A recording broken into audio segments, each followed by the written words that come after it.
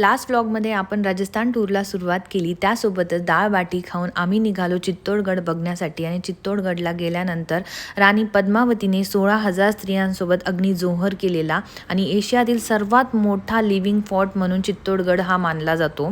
आणि इथे मीराबाई आणि श्रीकृष्णाचं मंदिर देखील आहे।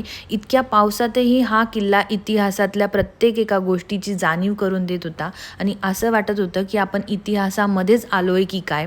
आणि हा वरतून दिसणारा चित्तोडगडचा नजारा खरंच खूप मनमोहक होता आणि खूप छान वाटत होतं।